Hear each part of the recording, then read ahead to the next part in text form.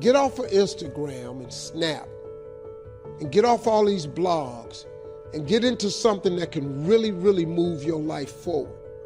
So when you spend so much time in the blog world, the Instagram world, the chat world, you're wasting valuable time. If I was young and I had what you have, I had no technology growing up, nothing. You couldn't download a book. You had to go to the library, find the book, and hope somebody ain't told a page out that you want to read. That's what it used to be. Y'all got Google. You can Google anything. You all have stuff at your fingertips that can make you great. But if you can combine your technology with your parents and your grandparents' work ethic, you could be rich, man. But you cannot erase the work ethic part. There is no getting around. Ain't no elevator to the top. You got to take the stairs. The elevator don't go to the top, man. Not in the world of success. Y'all got to start getting gritty, man. I hate it when I see young people wasting their time, wasting all this technology got, just sitting around in this world that's been created for you, that everything is instant. How you rely on technology, and it's a help to you. But young people, you gotta get gritty, man. You gotta develop some dog in you. You gotta understand, you can't Google success. Go Google it. I've seen stuff hopefully you'll never see, and I've seen some things I hope one day you do see. But go Google exposure. It ain't gonna take you nowhere. I've been around the world, man. I have a life of convenience now. But in order to get the life of convenience, you gotta have a very uncomfortable life. You got to get comfortable being uncomfortable. Stop trying to do everything the short way. Stop trying to figure out the easy way. I got news for you, man. It's not happening, young people. You got to get messed up sometime. You got to get dirty. You got to get your feelings hurt. You got to get disappointed. You got to get told no. But at least then, when I see somebody trying and I tell them no, I try to at least give them something else. See, I'm not gonna hand you a fish sandwich. I'll teach you how to fish. See, most people want it easy. See, if you easy come, easy what? Easy go. I was hoping that circumstances outside would change. Then here's what I found out. It isn't going to change. So then my question was, if it isn't going to change, how will my life ever change? And here's what my teacher taught me. When you change, everything will change for you. When you get better, everything will get better for you. Work harder on yourself than you do on your job. See if you can find some ways to multiply your value to the marketplace. And he said your income will immediately start to change. You don't have to change the economy. You don't have to change countries. You don't have to change circumstances out there. All you've got to do is look within and see if you can change yourself for the better. And as you change, things will start to change for you. The real problem, which, by the way, no one ever talks about, is that everywhere we look at society, we celebrate victimhood. We are no longer celebrating people who put in the work. We are no longer celebrating people who overcome. Instead, we are celebrating people who have the saddest story, who suffered the most. Well, let me tell you something, guys. You can compete for that your entire life and nobody's gonna bring you a thing except a couple likes and a couple comments that people don't mean.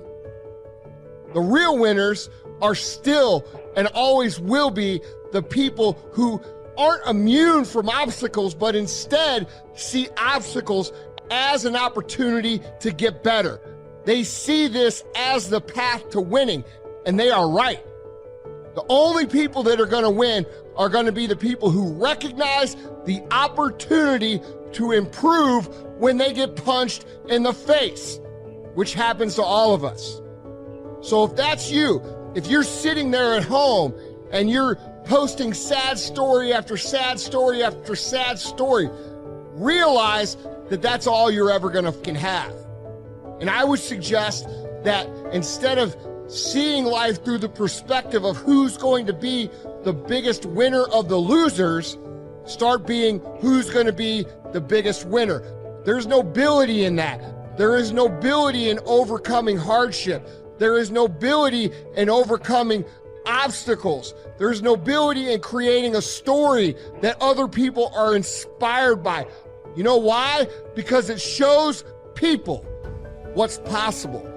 It shows people who are coming after you in this life what they can achieve. Our obligation to this planet is to make people behind us better. Do more. Let me explain what I mean by do more. I remember I was in an office. I was brand spanking new. It's 2002, 2003. And Saturdays, we were all young, and there was a bunch of pretty girls in the office. And everybody Saturday night wanted to go to Dublin's. Everybody wanted to go clubbing Saturday night. And I was in the office, 5 o'clock, everyone's leaving. 6, 2 people left. 7, I'm staying. No one's there. 8, I'm staying. 9, I'm staying. 10, I'm staying. Everyone's gone. 11, I'm staying. By that time, I'm so wiped out, I'm not going to the club. I'm going home, reading a book, going to sleep. Boring to you, right? It's boring to you, right? Now, fast forward and ask me what places I've partied and have had fun with. You won't even believe half the stories if I told you. You would say there's no way in the world you've partied with prime ministers and governors and senators and billionaires and all this other stuff, because I didn't want to just get too excited about Dublin's. There was a time it was exciting to me. Again, how big is your purpose? How long will you put your activity with the efforts? And then does it match the standard of behavior that you want to put up? So do more. If a person leaves at 6, you leave at 8. If a person makes 100 calls a day, you make 200 calls a day. If somebody practices 3 hours, you practice 5 hours. If somebody practices 6 hours, you practice 8 hours. If someone reads 2 books, you read 4 books. Just do a little bit more. Do a little bit more. Subscribe to the now mentality. Subscribe to the now mentality. We'll call them tomorrow. We'll call them now. Well, what are we going to wait till tomorrow? Call them right now. What are you talking about? Let's call them right now. Do it now mentality.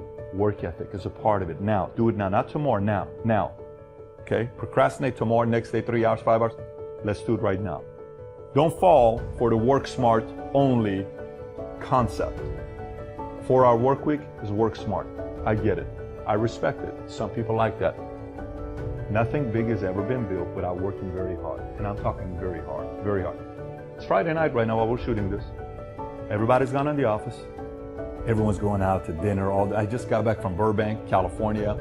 I got a bunch of other travels that's coming up. We're here right now in the office. Why are we doing this? Well, Pat, how do you find the time to shoot these episodes? You never miss a Tuesday and a Thursday episode of Valuetainment. Because some nights on Friday night, I want to go home and kick it and relax, and I don't. And we shoot these episodes because we're supposed to come to you Tuesdays and Thursdays. And do you realize, from the moment we said Tuesdays and Thursdays, we've never, ever done an episode that we've missed on Tuesday or Thursday. Why? It's part of commitment. It's part of showing up. So when people tell me, but I'm sick, I have this, I have that, then this is not your game yet. Then this is not your game yet, okay? Cut distractions. Cut distractions, very simple. You got to cut distractions. You're still going to have some distractions in your life, but you got to cut the distractions that you can cut. Absolute focus. Absolute focus. This is tiring. You got to train your mind to be focused. It's a muscle. You got to train your mind to be focused. You can do it. So when people tell me all these rhetoric, I need to take this medicine, I need to take that medicine, stop. You're looking for an out. Stop making excuses that you can't stay focused. Practice it. It's a muscle. Stay focused. Have a to-do list. Work ethic has to do with to-do list. What needs to get done next? Eat right. Work ethic requires energy for you to be able to last a long time, stamina, efficiency, for you to be able to go and you're not getting tired by 4 o'clock if you eat right. Cut the fat. Similar to cut the distractions, but cut the fat. There's a lot of fat. It's work you don't need to do. It's work that somebody else can do. It's work that makes you feel excited that you got stuff done. Not necessary. Didn't grow your business. You just want to go home saying you worked hard, but you didn't get nothing done. There are days that you work and you go home and say, what happened today to my business? How did the value of my business increase today? It didn't. You know how many people here want to be a millionaire? Do you know how rare that is? Have you run the math?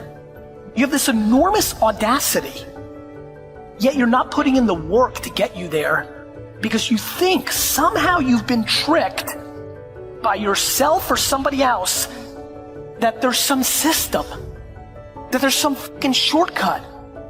There's no fucking shortcut. You've got to put in the work, lots of it. And that comes at the expense of golfing all the time. And that comes at the expense of going to every goddamn event. And it definitely comes at the expense of watching one more motivational video and 3 more books. You have to do. Doing is the game. The world is shifting faster than it ever has before. But the way to win is as old as time. Do the right thing and put in the fucking work. It isn't a half or a one change that you need to make. There is no other way around this. You have to do the work. There is no short. There's only one road to be a damn winner. There ain't no shortcut. There ain't no bullshit. There's one way you freaking do it. It's sweat, it's blood, it's tears. There is no discount. There are no shortcuts to success. Stop thinking they are. And stop wanting people to put you somewhere that you didn't earn. Nobody gave you this. I earned it. Everybody say, how did you crack the code? I grinded my way through the code. That's how I cracked it. It's hard work and dedication every single day. There are costs affixed to my dedication. Having a 6-pack of abs requires putting in time for sit-ups. And the cost of having abs means there will not be widespread adoption. Because most people don't want to put in the time it requires for you to look like that.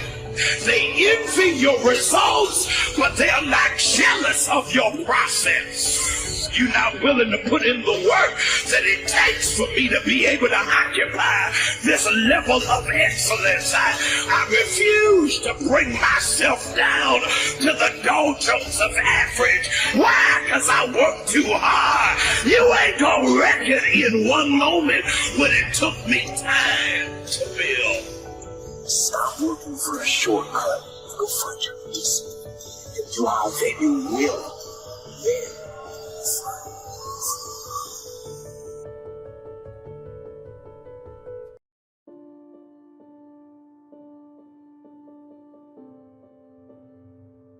I realized that God always has a plan, and most of the times that if he slows you down because he wants you to think about some things. And so I had a lot of things to think about on my way here. And I want you to dive in with me for a minute, right? Because what's the true responsibility of leadership? What does that look like? The real responsibility of leadership. So there's 3 tiers that we're going to tap into. One of the greatest qualities that I truly believe leadership is all about is you must be selfless. Right now, selfless it's a couple of the, things that you can make fit inside of it too, because you have to be it's not about you.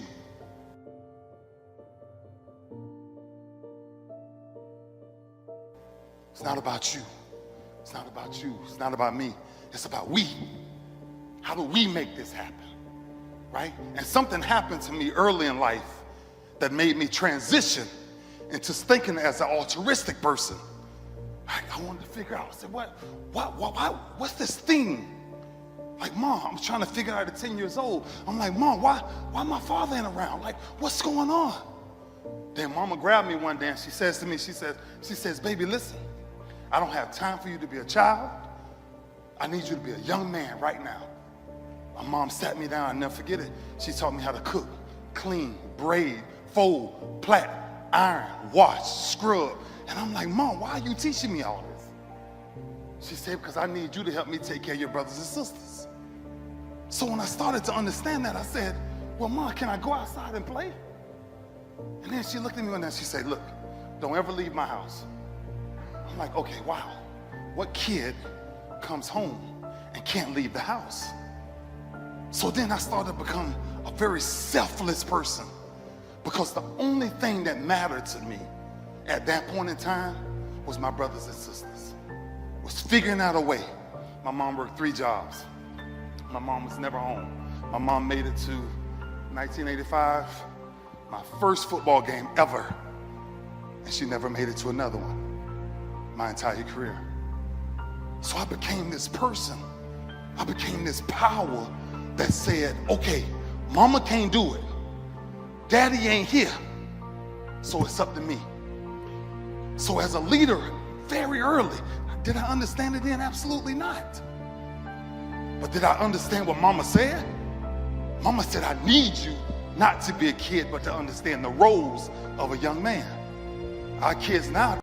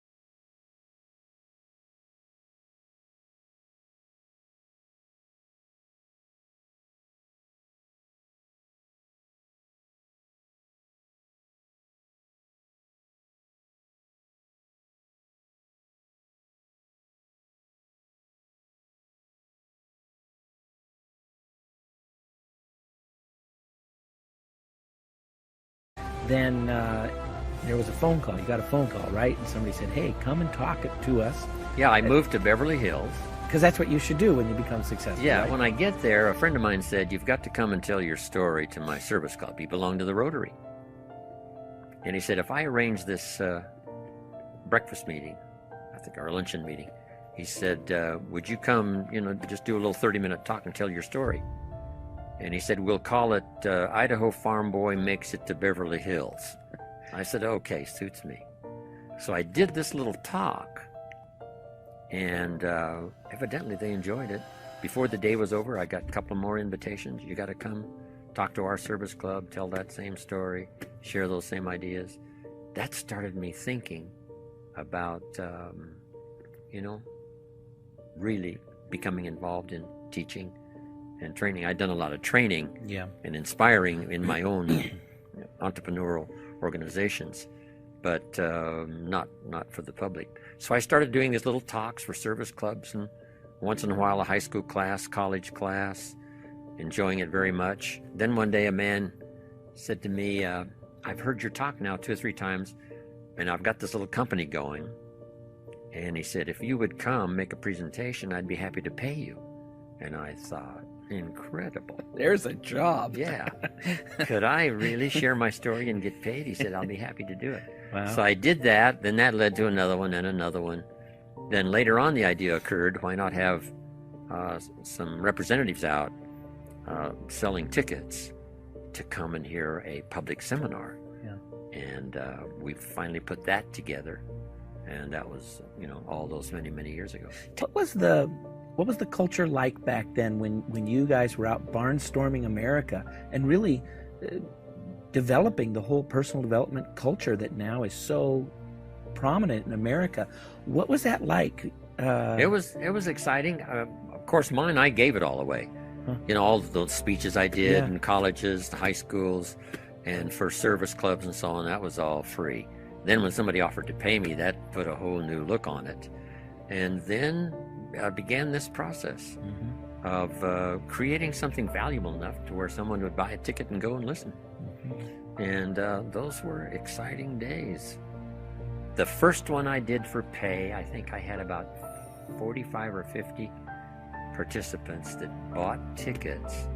A lot of them were friends of mine that I'm sure bought because they were friends of mine, but there were some others that, legitimately bought at the Beverly Hilton Hotel in Beverly Hills. And that first public seminar for people buying tickets, I think, was 1961 or 62. Developed to where I am now, traveling the world and telling my story and still sharing ideas. But it was a fantastic time. And I got my bag and I see my auntie answer the phone. She said, Inky, it's this coach on the phone. He want to talk to you.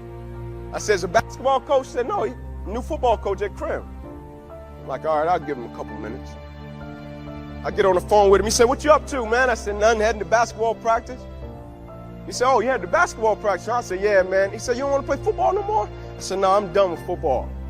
I said, I'm going to the NBA, be a point guard. He said, oh, I want you to go look on NBA rosters and see how many 5'9" point guards you see. Then he said, I want you to look on NFL rosters and tell me how many cornerbacks you see. That's 5'9", and you called me back. I went and worked out, ran a 40, did agility drills. We're walking off the field. He says to me, son, what college do you want to go to? I said, man, I just want to go D1. He said, no, you didn't hear me. What college do you want to go to? I said, man, I just want to go D1. He said, no, you didn't hear me. He said, what I'm trying to tell you is I'm willing to fight for you. Do you want it? He said, I know you're a warrior, but you got a warrior beside you. I'm willing to go just as far as you're willing to go. Do you want it? He said, or do you want to stay in that 2-bedroom home with 14 people? I just need to know, are you willing to fight for what you said you wanted? I said, I'm on board. Let's go. He said, if we go 1-9, I just need to know you're going to show up and give me everything you got. And if you show up and give me everything you got, I'm going to show up and I'm going to give you everything I got. So when I got my scholarship to Tennessee, the first person I went to was my high school coach. I grabbed him, I hugged him, I kissed him and told him I loved him. Coaches, at every phase of my life, I was never anything special. I was always a kid that wanted to do well. I was always a kid that tried to stay out of trouble. I was always a kid that treated people right. But at every phase of my life, I had amazing people that came in and saw something in me when I couldn't see it in myself, and I knew they cared beyond anything else. And my first meeting with my host, they said, Inky, what's your plan? I said, man, I just want to come here, play about 3 years, and go to the NFL. They said, all right, that sounds cool. They said, have you ever been to a sorority party? I said, no, I've never been. They said, man, we take you to a sorority party tonight. Like, we're going to be cool, jamming. I said, cool. I said, can you take me to the Marriott? He said, yeah, I'll take you to the Marriott. Go up to the Marriott, I'm getting out of the car. I said, man, I'll catch you tomorrow. He said, man, are you sick? Like I told you, you got to go to this party. I said, no, brother, I'm not sick. I said, this is my first time being in the room with my own bed, and this is king size at that. I said, bump that sorority party. It's easy to get discouraged and accept that it's never going to work out. But God said in Zephaniah 3, I will turn things around for my people. He's a turnaround God. He turns barren wombs into babies. He turns red seas into dry pathways. He turns 5 loaves and 2 fish into dinner for thousands. He turns skin filled with leprosy into skin as clear as a little baby. When thoughts tell you your situation is permanent, you'll never get out of this problem, never get well, never see your family restored. No, get ready. A turnaround is coming. God is about to turn sickness into health, turn addictions into freedom, turn lack into abundance, turn struggle into ease. You're coming in to a turnaround season. You're going to see the hand of God do things that are unusual, uncommon, out of the ordinary. This is what Zechariah said. God has turned my mountains into molehills. Mountains represent obstacles, things that look permanent, like it's immovable. Depression can be a mountain. Feels like you'll always struggle with it. A mountain can be people at work that are not for you. They have more seniority. What can you do about it? Or how about a mountain of debt, lack, can't get ahead? It's been in your family for years. This is a new day. That mountain is about to be turned to a molehill. God is about to flatten some things out.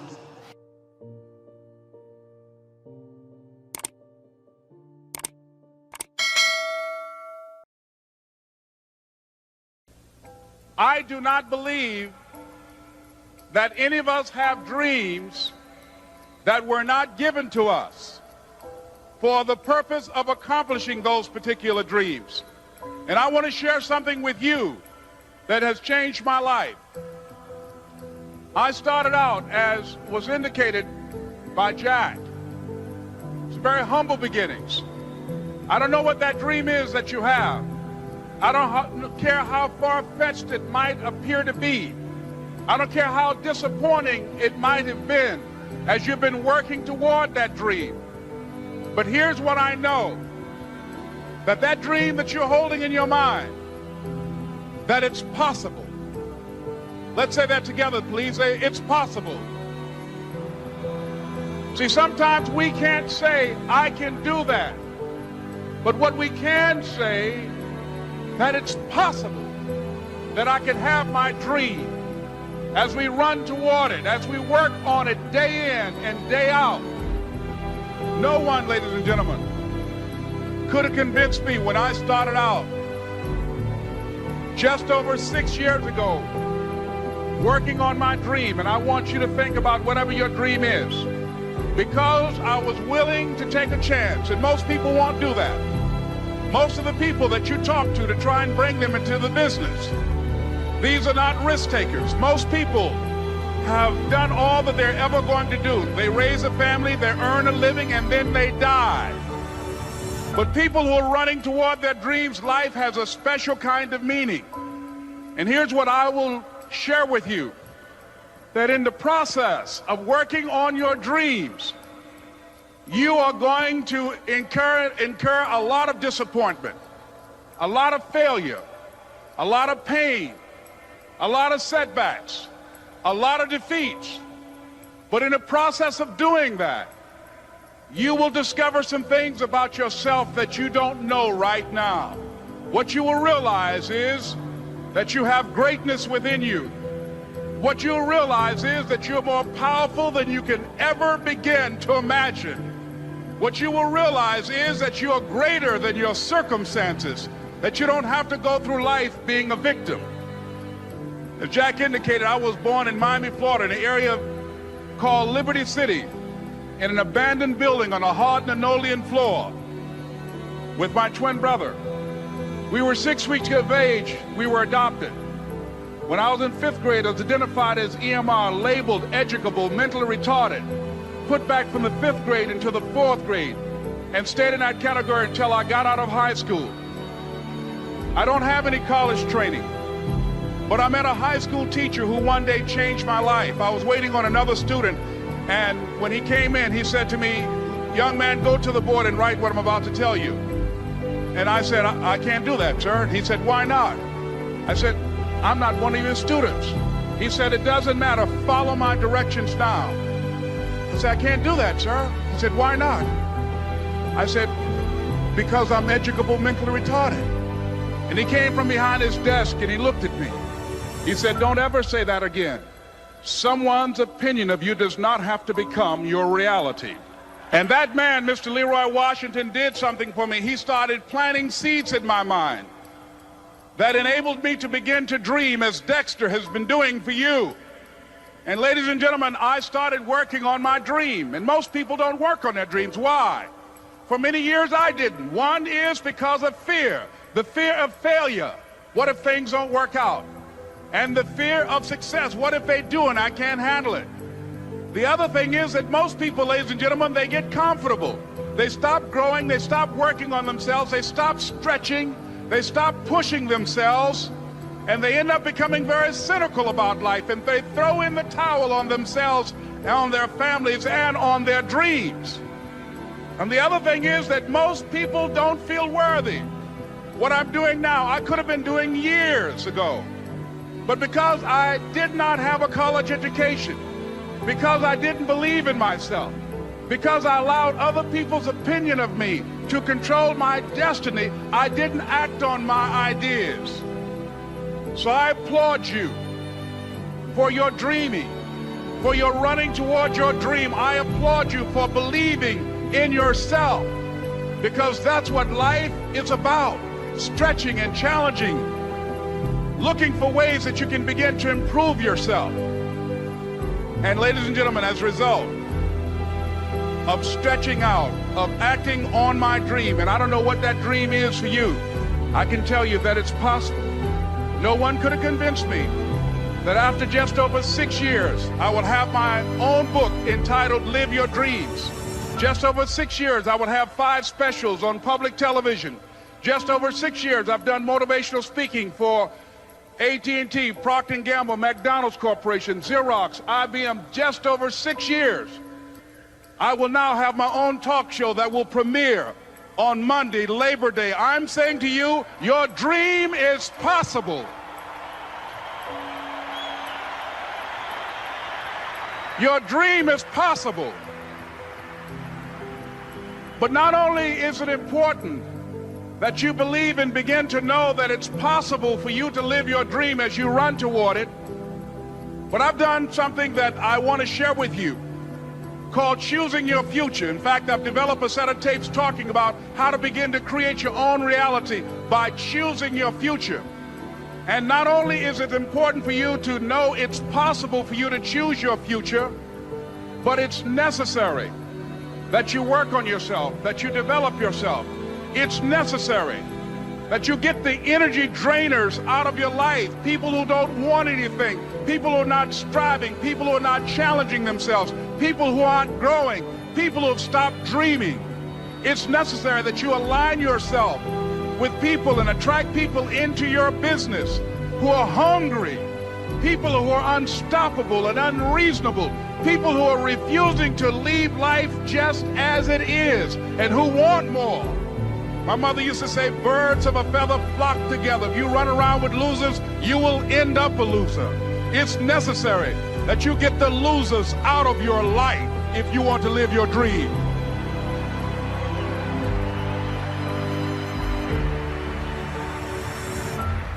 It's necessary to know that everybody won't see it, that everybody won't join you, that everybody won't have the vision. It's necessary to know that a lot of people like to complain, but they don't want to do anything about their situation, that you are an uncommon breed. You know, you have to know within yourself that I can do this. Even if no one else sees it for me, I must see it for myself. That's necessary. It's also, ladies and gentlemen, necessary that you be creative when you're working on your ideas, that you understand the importance of changing up, of readjusting your strategies. Many times we can have a great idea, but if you're not advancing it in the right way and things don't happen, you become discouraged and think the idea doesn't work. No, that's not true. It's necessary that we become creative. I remember when I was in New York walking down the street, and a guy approached me and said, "Hey, mister, can I shine your shoes?" And I said, "No, I'm in a hurry. I don't have time." I kept walking. Someone else said, "Hey, man, your shoes look putty. May I shine your shoes?" I said, "No, I don't have time. I'm sorry, I'm busy." And I was walking fast, and many people solicited me for my business. And then finally, a young man stepped in front of me, and he said, "Excuse me." And he started counting, 97, 98, 99, 100. He said, "Sir?" I said, "Yes." He said, "Come here, please." I said, "What is it?" He said, "Today is my birthday.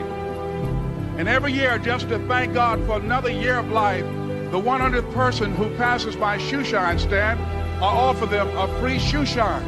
Would you give me the honors?" I said, "Why, sure." I got up on the shoe shine stand, George, and I sat there, and he shined my shoes diligently. And when I got down, I looked at them, they were sparkling.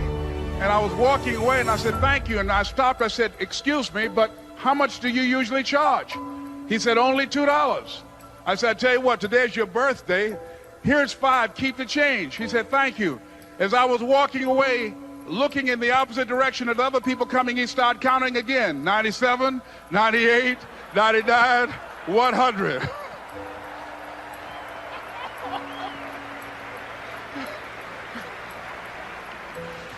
It's necessary that you be flexible, that you are always thinking of how can I improve this better. This is a customer-driven economy. It's necessary for you to always explore various ways in which you can improve the quality of service that you're providing for the people in your organization. I remember something, a major company had talked about the extra value service they were providing for their customers. And the lady who had the news conference summarized it this way. She said, it's not our intention to satisfy our customers or to please our customers. Our intention is to amaze them. It's necessary, if you're going to compete today, that you look for ways to amaze your customers by being one of those individuals that keep your commitments, that keep your word, that's relentless. It's necessary as you work with the people that you bring into your organization, that they see that you're a good example of a person to work with, because you model integrity and determination and ambition and truth and honesty and the way in which you conduct business. The next step is, that is you. That is you. That no one can do it for you but you. And even though you face disappointments, even though you will experience some setbacks, it goes with the territory. You must understand that. I remember I was playing a game with my 9-year-old son, John Leslie, and I beat him 10 straight games in a game called Connect 4. And finally, I said, John Leslie, I'm bored. I don't want to play you anymore. And I got up. I said, I'm ready to go to sleep now. And repeat out to me, please. Let's say this together. It's not over until I win. John Leslie said, no, you can't go now, Dad. I said, why? He said, it's not over until I win. That was his attitude. We sat down and we played several other games. And finally, after the 11th game, John Leslie won, and he got up and he yawned. And he said, I'm ready to go to sleep now. And I'm saying to you, what if all of us took that attitude after we face a rejection and a no, or we have a meeting and no one shows up, or somebody say, you can count on me, and they don't come through? What if we have that kind of attitude? The car's repossessed. Nobody believes in you. You've lost again and again and again. The lights are cut off, but you're still looking at your dream, reviewing it every day, and say to yourself, it's not over until I win.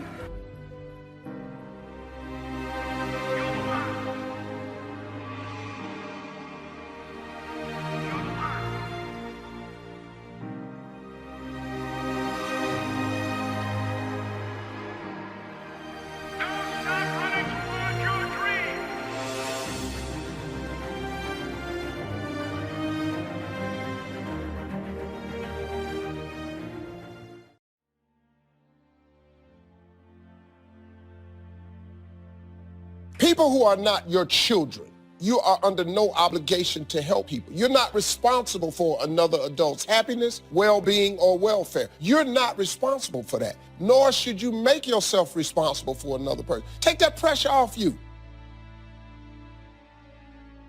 Take a look at the people that are around you, and if they're not on the side of what's good for you, then walk away. Why do we care so much about people who don't care about us? That won't be there in the hard times, that won't be there when you hit rock bottom, that won't be there in your struggle, that never call you and ask you how you doing, that never call you and see how your day is going. Why do we care about what they think? Character is that way. That's why a person with character does not live on what's popular. They live on what is principle.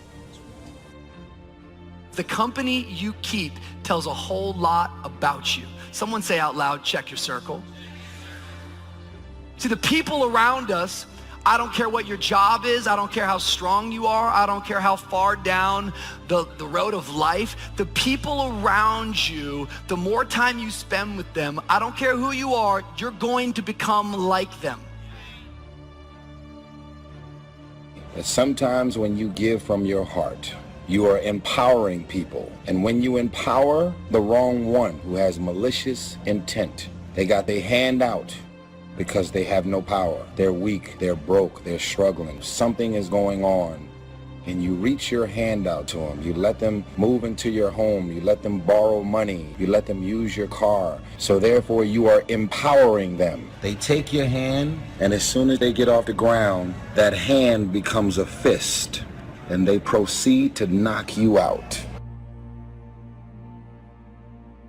If you've got somebody that's dragging, that's going down in a downward spiral, and you decide that you're just going to pour everything into them, well, then you're going to go down that downward spiral as well. And now you're not going to be able to help them.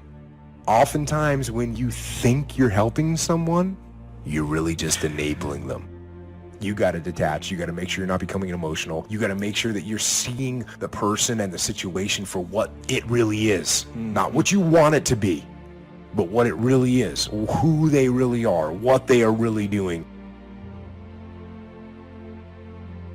Experience is your highest truth, and I don't want you to ignore the truth. I don't want you to disown the experience. There was an open hand from your heart to help somebody get on their feet. And once you took their hand, they took that same hand that you helped them get up with, turned it into a fist, and tried to figure out a way to knock you out.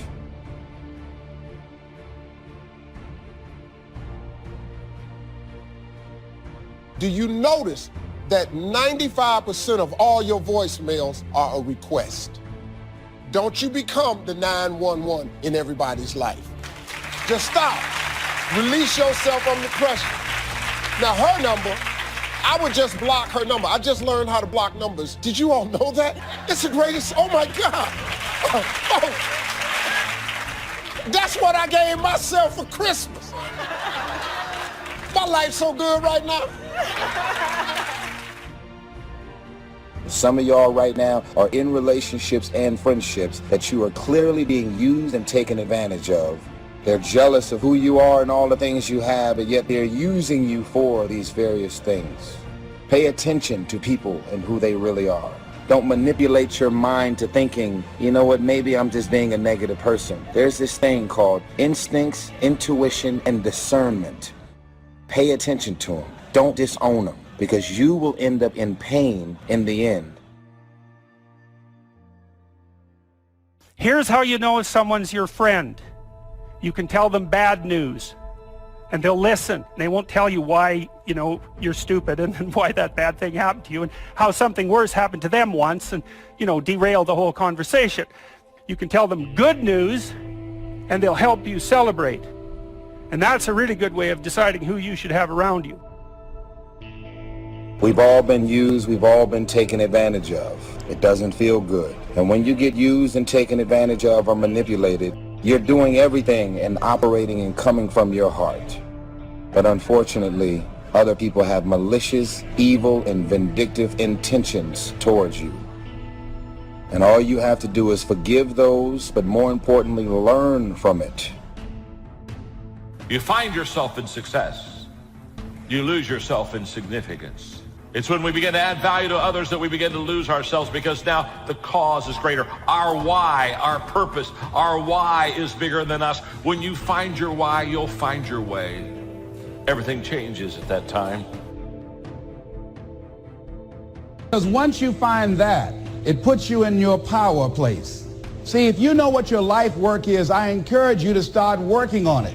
And if you don't know what it is that you showed up to do, I encourage you to find out what your purpose is here. What is the meaning of your life? What will be different? Have you ever asked yourself that question?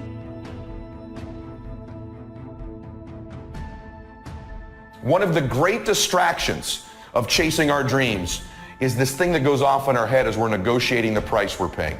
Should I keep paying it? Is it getting too high? Is it too much? And you'll have people in your ear, it's too big a sacrifice. You're going through too much. And you begin to negotiate it in your mind. It distracts all your focus. You can't be executing and negotiating simultaneously. You have to have 7 straight days of being absolutely positive. Not one negative thought, not one negative expression that you hold on to. And you know what? After you go about 4 or 5, 6 days in a row doing really well, something major negative is going to happen. How's that for some positive programming? But what it is a test to see how committed you really are. If you're in your head negotiating and negotiating and negotiating, you can't execute. So negotiate it now. Negotiate it with me now. What are you willing to pay? For me, when I'm after something big, as long as it's legal, ethical, and moral, I'll sacrifice everything else. But I will not sacrifice anything legal, anything unethical, or anything immoral. A person without character will say one thing, do another, and promise something else. So you never know who you're talking to when you're talking to them. No character.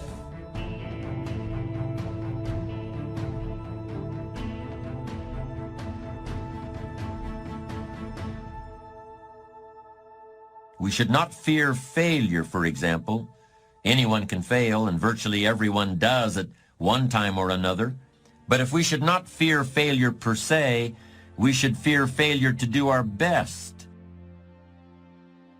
Do not cast pearls before swine. A very, very harsh statement, right? But what it means is, if you're offering words of wisdom to someone in the genuine attempt to help, and they treat that with contempt, then shut up. You're demeaning your words by throwing them away. And that we should refuse to accept. You're never just a victim of circumstances. No matter what happens, you're never without options that can get you back on track. It takes courage to recognize that, but I would suggest that we should accept that responsibility because no one is really going to accept it for us. I wanted everybody to like me. I wanted to be perfect the first time I did something. It's not going to happen. You're going to make some mistakes. You're going to hurt some folks' feelings. You're going to create some enemies. Whenever you decide that you want to begin to take life on, you've got to ask yourself, how long am I going to allow this to hold me back? It's about treating people the way you would want to be treated and doing the tasks that you don't necessarily want to do, but that you know will help you. It's about facing your fears so you can conquer them. You're so consumed with everything that's going on in the world. This is the reasons you haven't figured out your own life yet. Every website, every tweet, every Instagram post, with everything that's going on in the world, you're ignoring your own world. You can never shine trying to sit on someone else's sun. You can never figure out who you are if you're consumed in everything that everybody else is and what they're doing and the moves that they're making. Can you get laser obsessively focused almost to its exclusivity, almost, but for an extended period of time towards something you want so badly, you want it like oxygen. It's like you want it like you want to eat. You want it like you want to live, right? Are you extendedly laser focused on it, or do you get distracted easily? We're to find ourselves, isn't it interesting, to lose ourselves.